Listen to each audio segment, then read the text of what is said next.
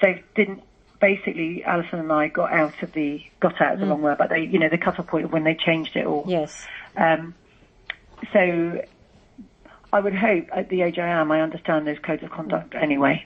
So when you started teaching, did you have your own sort of personal code of conduct when you were teaching? Like, for example, well, I'm going to do this, but I'm not going to do that, and I'll accept this, but I'm not going to accept that. Not on paper and not probably in my head. It developed as we went along. Yeah. It was a learning process. Thing is, because Alison and I had never come up through the school system like most have done, so Joanna, who danced with us till she was 18, who's working with us, and now coming back in and teaching for us, she understands our code of practice and gets it. She watches me, she learns from us, and she now is starting to conduct that. We had to learn as we went. It was really hard. Yeah. Really, really hard. But you just get on with it when you're young, don't you? Yeah.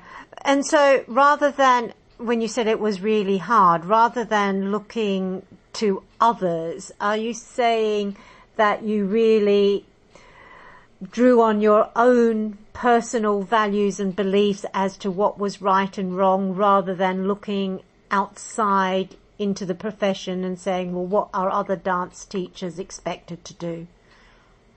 Probably, to be honest. Yeah. At that stage, because there wasn't well, we certainly didn't have the community around us. But of course, we had just been trained by an examiner, and the examiner did talk to us about all of that. Yeah. So you do have an idea, and of course, we used to not see her regularly, but catch up, and then you can go through stuff and check. But I would say we learnt a lot as we were going along at that stage. Yeah. Yeah. And did you ever feel there were any tensions in terms of what you believed was to be the right thing to do, and ideas from others that may have challenged what you thought was the right thing to do? In what respect? Well, for example, you said earlier that you want to make sure all your pupils gain in confidence and work to their best ability.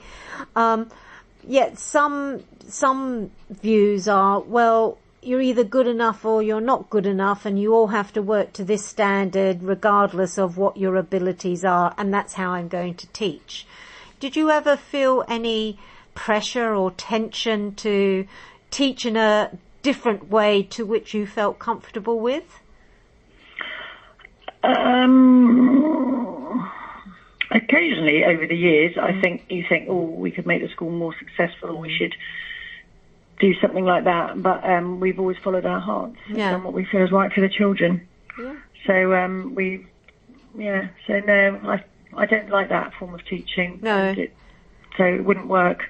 So, well, how would you feel then, or what sorts of challenges would you perceive if you were asked to teach in a very sort of a school where results matter at all costs? How would you change your teaching? Would you even go into that sort of context where, think of a very sort of high achieving stage school. Would you ever consider going into that context? And if not, why not? And if so, why so? So I guess if they've got into a stage school, it's because they're good enough to achieve the grades and the results, because obviously they'd have to have been auditioned. It's really hard, isn't it? I guess what I'm sort of saying, from what I'm hearing you say, is that you've got a very sort of holistic, caring attitude towards your teaching and the students you're teaching, but not all schools are like that. And I'm wondering whether, and you mentioned yourself, there are some that are quite sort of pushy in terms of what they expect. Whether you found yourself in such a setting, you'd feel uncomfortable, or you would adapt to those expectations of the dance teacher? I think I could adapt. I'm not sure I'd be 100% comfortable with it. Yeah. But I think I could adapt, and if I had to go and work for someone and that's what they wanted. I think my issue would be is if you have children who can't achieve that. You know, and I don't know. You can give them extra lessons. You can do all of that. You can you can give them that time. But if they're not going to get it, they're not going to get it. Some of them just don't get it. Yeah. You know, so I'm not, and especially with one of our pupils recently, we had a thing where we asked the examiner's advice because we put them in for class assessment and said, should we have put them in for the full exam? And she basically turned around and said, well, it would cost them a lot of money and it'd cost you a lot of your time to get them to that standard. Yeah. So, you know, at what point are you over pushing? And it's really hard because although I think you should encourage, I don't think you should push if the child wants it, it's a different thing. But so I think it depends on where the pushing is coming from. But I probably wouldn't do it, if I'm honest. I probably wouldn't do that. Yeah. Okay.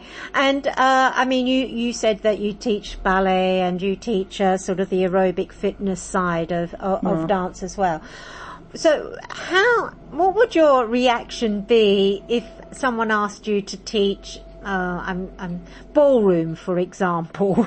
I'd run a mile. You'd run. And why is that?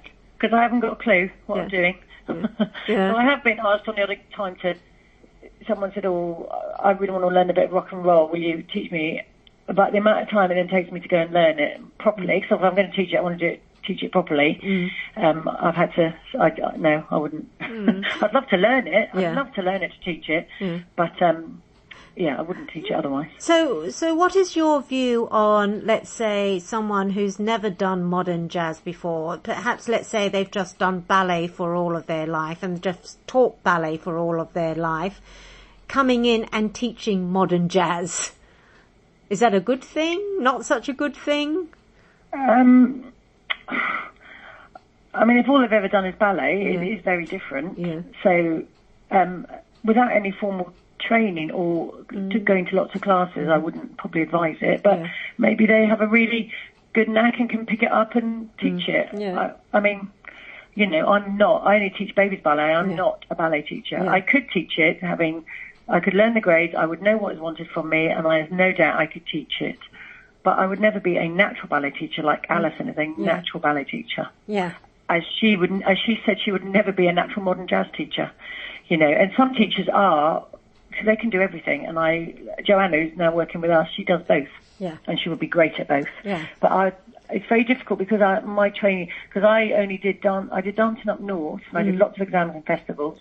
Class 10, we moved down south, and I only ever did sort of like a street dance freestyling class with no exams. Apart from I did a few ballet until I was about 16, and then I gave up, and then I got back into it later. So I'm quite shady with my the versatility of myself. I think.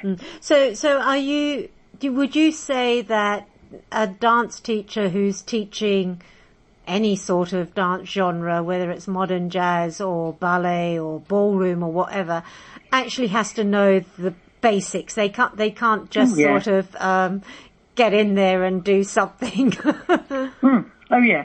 So I know someone now who's teaching ballet. She's an adult. She's my age, a bit younger maybe, and she is a trained dancer. She trained at Lane's, hasn't done it for years, and she's gone back into teaching ballet recently.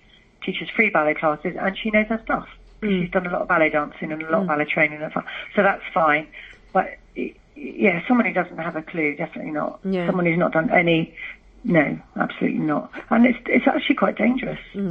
So it's more of not because they're not upholding traditions or expectations. It could be a danger to those they're teaching. Yeah, they don't know what they're doing. Yeah. You know, at the end of the day, and actually, you do need to understand what you're doing and how to achieve it, how to achieve that plie and everything, and how not to overpush the kids. And you also need to understand their limitations as well, or adults actually, adults more so in a way. So I think, if you're a geography teacher and you decide to teach dance, but that's why you see, I think in a lot of schools they have GCSE dance with PE teacher teaching it. It's wrong. It's like asking me to teach netball. Yeah. You know, I couldn't do it. You've got to have, I think, a natural flair and an eye for it and a natural feel for it. And a grounding in the basic training and all of that, is that key for you as well? Yeah. Whether it be that you've done a dance teacher training, I don't think is as key as if you